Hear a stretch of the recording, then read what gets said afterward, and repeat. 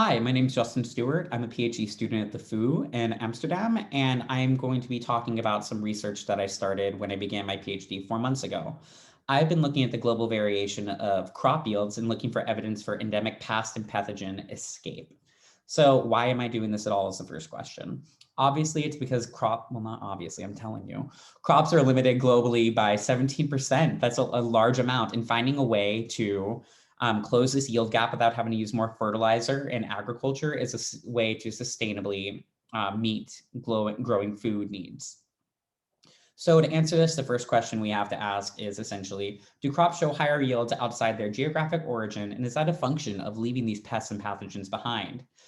So for this, the idea, we test this across 12 different crops, and we are representing all these different areas called geographic centers of origin. And these agriculturally important crops were taken originally from these areas of high biodiversity, these hotspots, and they were then taken out by human activity and then moved throughout the globe.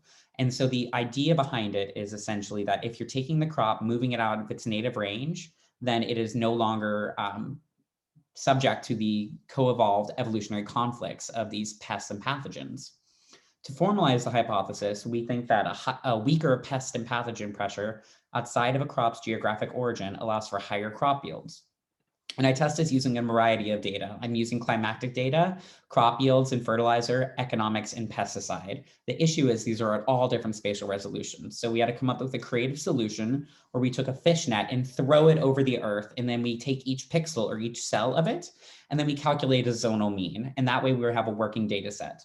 So now that we have this data set, the first thing that I want to answer is, are the crop yields higher inside or outside of these GCOs? And look at this in a spatial context. So the first thing was I identified statistically significant hotspots, and we find that for the majority of them do have clusters inside their GCOs, which is evidence against this evolutionary escape, meaning high crop yields are inside their native ranges. But we're also finding evidence for escape for barley, maize, sorghum, rye, and wheat. And you can see that in this map here, where blue is the geographic center of origin. And as you get closer to red in color, you have higher yields, and black means that you're in a non-hotspot area, meaning that the crop is grown there, but it's actually not a significant hotspot of yield.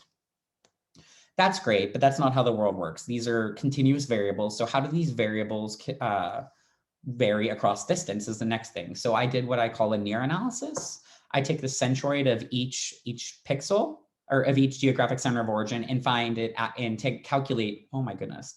I take the centroid of each pixel and calculate the distance from that centroid to where the crop is grown. And then I'm able to create regression models to see if they're increasing or decreasing as we escape this geographic center of origin. And interestingly, we were finding for 6 crops, we were finding increasing yields for barley, cassava, sorghum, soybean, and wheat. But we're finding decreasing yields for things like maize, millet, rapeseed, rye, rice, and sunflower. So we're finding differences in these patterns suggesting that there's something other than just space that's important for this. We also are finding these conflicts where maize, sunflower, and wheat, they kind of differ based on whether or not you just look at the inside versus outside or whether or not you're looking over a continuous distance. And I do want to highlight that these relationships are not trivial. For example, looking at sorghum, every 1,000 kilometers you go out from the GCO, you're increasing your sorghum yield by 12.9%. Not a small amount. But of course, this does vary by crops, and that's the one with the largest slope. So now that we know what is going on spatially, we want to know what factors might be driving these variation in global crop yields. So originally we took a lot of different variables and then we've thrown them into these random forest models, and we came out figuring out that overall fertilizer was the most important for figuring out what these crop yields are, followed by pesticide, evapotranspiration, and economics. We also tested things like soil moisture and length of growing season, but didn't find those to be useful in the models. So if we look at this heat map over here, colors closer to red are more important to the model and blue less important. And we're finding that there's pesticide reliant crops, cassava, millet, sorghum, soybean, and groundnut all really need pesticide to explain this global variation we're finding and to explain these yields. So that's putting in further evidence that aside from spatial factors, there are other things at play. So to link this with this idea of the geographic center of origin, we also want to look at how does this error vary spatially? So these are maps of my model error, where on the left you can see It's essentially another near analysis where model error of a ratio of predicted values to measured values, and how does that vary over space as we escape this geographic center of origin. And we're finding a very weak but significant increase as you go outside, suggesting that model error is greater as you escape your native range. And spatially with barley, we can see this. And oh, I should mention the other one on the left is barley. But we see this because we're finding that in Europe and parts of the United States, Zimbabwe, and Chile, that the model errors are highest there. And so the next step is to identify specifically, is it because of these anthropogenic inputs, which we might most likely is stuff like fertilizer. So we're creating new models, and we're creating these null models where we're randomizing these geographic centers of the origin, and then we'll be recreating these near analyses to have to further build this story that some crops might be escaping this evolutionary escape.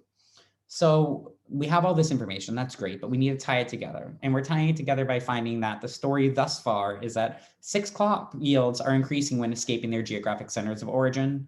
Hotspots of production vary spatially. And global variation can be explained largely by fertilizer, pesticide, a climatic variable, and economics. I would like to thank Toby Kears for her help on this, as well as James Whedon for all the statistics. Oh my Lord.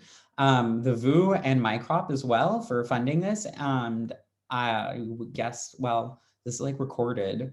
Do you have, if you have questions, it's like DM me. My Instagram's thecrobe. Yeah. Bye. How do I stop this?